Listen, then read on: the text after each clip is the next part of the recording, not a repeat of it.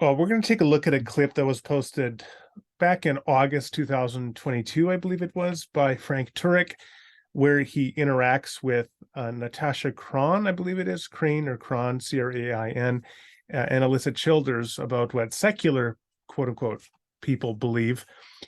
Now, obviously, we're going to look at about 50 seconds of the clip. There may be more nuance that I haven't watched the whole interview, but I will tell you that this tells you a lot in 50 seconds about how they present the views of secular people. And there's certainly enough here to critique and interact with. So let's take a look. All right, let's talk about those four tenets that secular people tend to believe in our culture. And these are unpacked, ladies and gentlemen, in the book, Faithfully Different.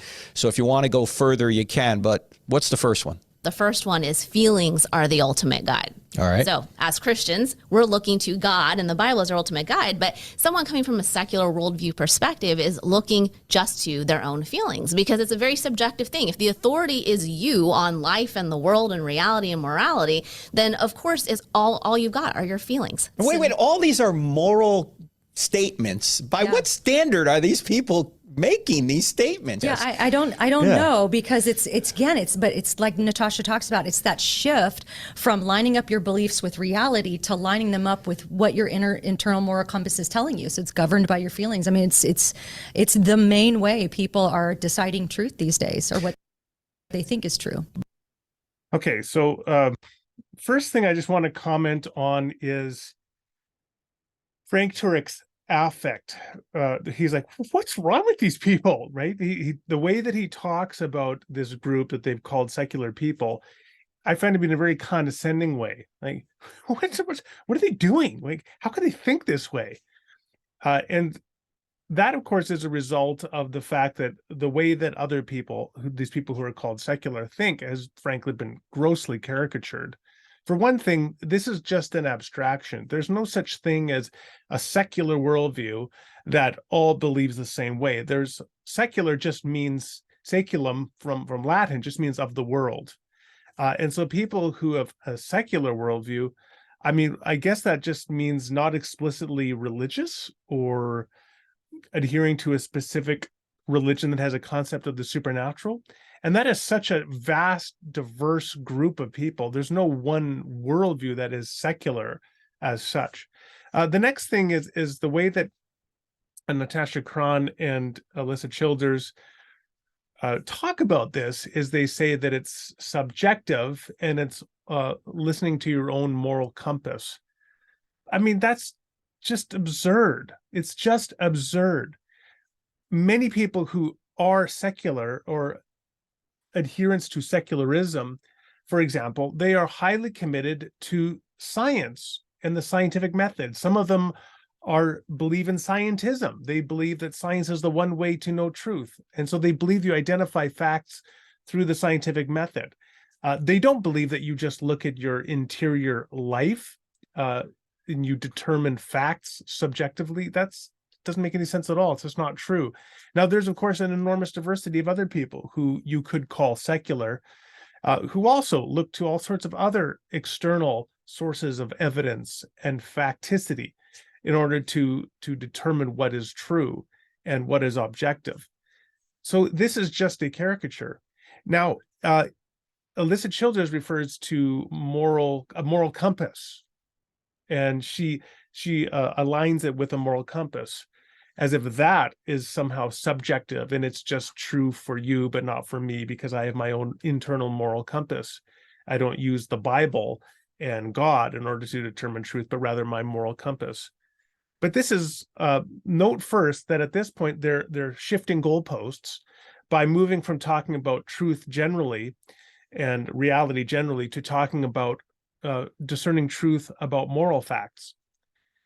And they're saying, well, they're just looking to their moral compass. Secular people are. Again, first of all, this is just absurd. There are many people who would be identified, I think, properly as secular, who would adhere to various moral theories. Many are moral deontologists, like Kantian deontologists.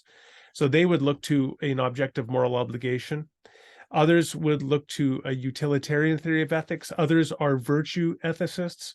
And that's just among people who are formally involved in ethics and have a clearly articulated normative ethical theory by which they reason. They're not just going to a subjective moral compass. But the second thing to note is that when we talk about a moral compass, what we actually mean there is moral perceptual faculties, a basic ability to perceive moral facts in the world, facts about good and evil, right and wrong, what you ought to do, what you ought not to do. And in fact, Christians believe in a moral compass as well. We believe that God has given us the ability to discern intuitively through moral perceptual faculties certain basic moral facts about the world. The suggestion, which is implied in what Crain and Childers are saying, that you get all of your moral knowledge from the Bible, is absurd. It's crazy. Nobody actually reasons in that way. Nobody says, I get all my moral reasoning from the Bible. No, we actually have innate moral perceptual faculties. In fact, those innate moral perceptual faculties, while they're not inerrant, none of our cognitive faculties are without error or infallible or incorrigible. They can all make mistakes. But nonetheless, we reason and select particular readings of the Bible, and we reject or are highly skeptical of other readings of the Bible based upon our moral perceptual faculties. You know who doesn't have moral perceptual faculties? Clinical psychopaths. People who have clinical psychopathy do not have the ability to perceive right and wrong, good and evil. For them, it's analogous to moving from a world of color to a world that is just black and white and has no color, or moving from a world in which there is a gastronomic richness, all sorts of tastes you can experience, to a world in which you have no taste at all.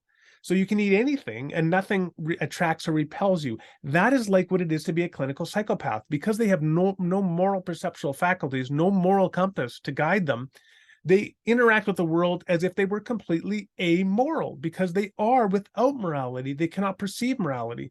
But Christians are not like that. We have a moral compass. Just look at Romans chapter 2, verse 12 and following, where Paul explicitly talks about this moral compass and the fact that we all have moral knowledge, whether Jew or Gentile, a light that has been given to all people, so that we are without excuse. And we are all each judged on the light that we've been given. Look, for one more example, to the Proverbs. Among the Proverbs is wisdom that is outside the Judeo and later Christian tradition, such as the wisdom of Amenemope. So what the Proverbs do is they appropriate wisdom from outside the Hebrew tradition, because they recognize that God's wisdom and God's knowledge about moral things and about prudential things is not limited to the emerging Bible of the Hebrew people. So the whole framework in which they're talking about these things is just absurd. But the last thing to note is that the result of this, the impact of it, to go back to what I take to be Frank Turek's very snarky condescension when talking about so-called secular people, is that they set up this simple binary option, of which is an indefensible binary, between the rational people who are concerned with objective truth and knowledge, which is the Christians, and they have the Bible and they believe in God, and then all the other people, the secular people, who have only a subjective moral compass and don't care about objective facts or objective truth, and they just have their subjective moral compass. And the irony is that kind of dichotomy, that indefensible binary, which is based upon utterly spurious assumptions and claims, is itself a framework to indoctrinate people. Because then you can say, well, we don't have to listen to all the secular people out there because they are just driven by their own moral compass. We, on the other hand, are driven by truth and objectivity as guided by the Bible and God. And that is an indefensible, indoctrinational binary framework. This is exactly how you should not be pursuing either interaction with other people outside your belief community, or how you would be seeking to cultivate knowledge and understanding within your belief community.